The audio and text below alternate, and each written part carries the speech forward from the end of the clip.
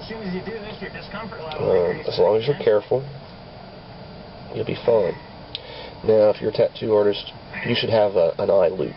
You know what the jewelers use to see inside the diamond? You should have one of those.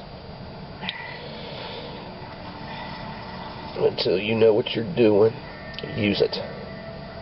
Look at the ends of your needles when you're done.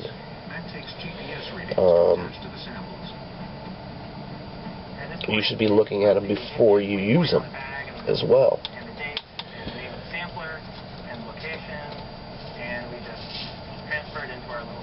I hate these new boxes that they come in. They used to come in a bag, and it was really easy to get them out. These boxes, it's hard.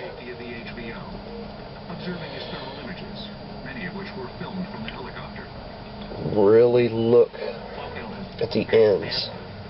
When you're looking down, I make mine on glass, and I have colored glass, smoked glass underneath of it, so it's dark. That way, the light shining on my glass, I can see the needles. And as you're counting them out, look at the tips. Because if you get one upside down, you're going to fuck somebody up. You're going to be ripping apart the skin. And that's not a good option. You're not going to get many repeat customers. You start creating scar tissue instead of beautiful tattoos. You'll wish you paid attention.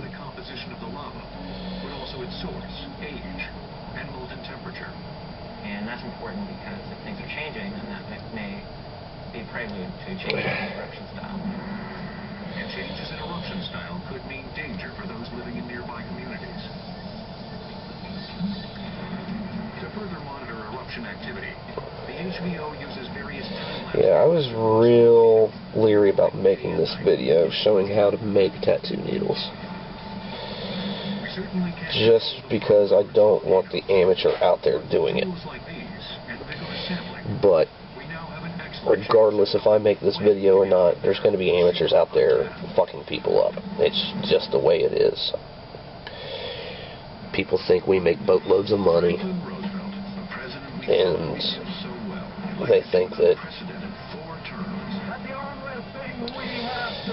they're going to make a fortune, and they're going to get all the girls, and I mean, I'm not saying that tattoo job is like a rock star, but some people classify it like that. That'd be such a cool job. And yeah, it has its pluses. It has its downfalls. Trust that. There's a lot of shit you got to go through. Don't think just because you bought that starter kit out of the back of the magazine that you're going to be the fucking next Picasso, because it's not going to fucking happen. Especially if you don't have an apprenticeship, because you're going to be fucking people up trying to learn. Now, don't PM me thinking I'm going to teach you how to be a tattoo artist over YouTube. Not going to happen. I may try to help you get an apprenticeship through a shop in your area, you know, if I can. But you know, you've got to go out there and knock the doors. Talk to the shops in your town. Take in your portfolio of your drawings. Show them that you're interested. If you think you go in one time, you're going to get an apprenticeship, you're fucked up. Alright. These are jigs. Now, they come in different sizes. 3s, 5s, 7s, 14s. And let's see. There are different jigs for making flats. I make rounds, lots of rounds, because that's what I like to use. But the jig for a flat kind of looks like this, and it's got a flat section, and you put your needles in there and line them up. It takes a lot longer to do flats and mags. Now, Difference between a flat, a mag, and a round. The rounds, they're bunched up in a round circle.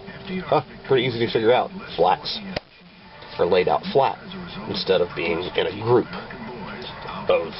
in a circle. They're laid out flat. Now mag kind of looks like this. There's different ways of making mags. I've seen people use a piece of paper and weave it in between each needle. One up, one down, one up, one down, one up, one down, one up, one down.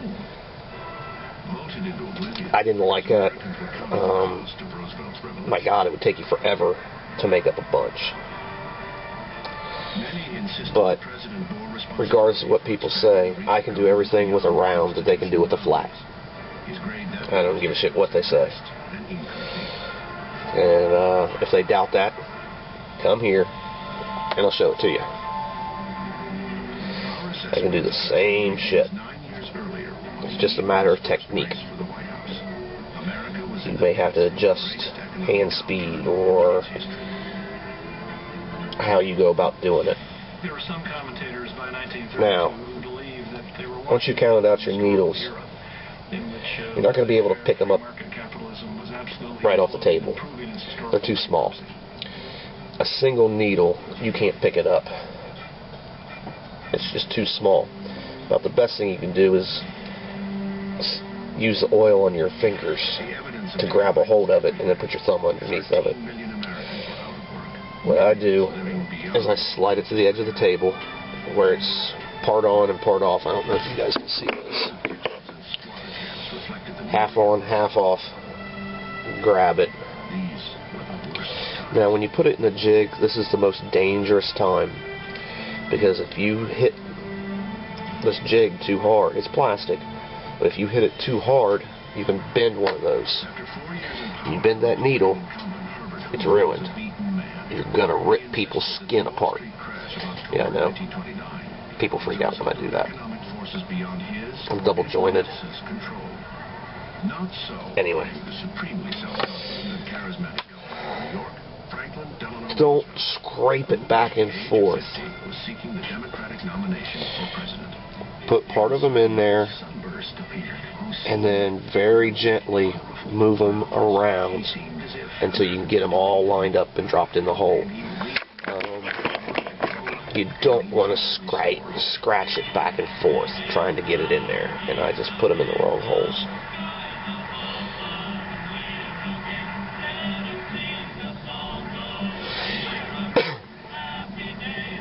I use every other hole. If you look at my 14 jig, you see every other hole's black, and that's where all the solder flux and the solder itself has marred it. Now, like I said, eventually you'll need to replace your jigs, because moving your needles in and out, in and out, in and out will wear them away, and the hole will get bigger. You either have to add more needles to it or get a new jig, just so you get that round shape. Well, since I only use every other one, I still have, these other ones I never used, so that's why I'm doing that. You can see I used to make 4 per side, so that was 8. Now I'm only getting 6. I've got to do it more often. I just need to go buy some more jigs. But I've got a good 2 years before these 6 holes get like these 8 holes. So, I mean, it takes a long time for you to wear out your jig. It will eventually wear out. And they are expensive, so take care of them. When you're done, the solder flux we use is very corrosive. And I think that helps eat the thing. You want to clean it. You don't want to leave that solder flux on there because it is corrosive. It will eventually eat it. When I first started making needles, the guy that was teaching me, he made them on this wooden bench. He made this table. Well, when I got rid of the table, the stuff had corroded it so much that you could break this table with your hands. This shit is just corrosive. That's another reason I use the glass. That way the wood underneath of it, I don't have to replace it every fucking couple of years. His abiding faith in America and his determination to carry the nation back to prosperity. Now,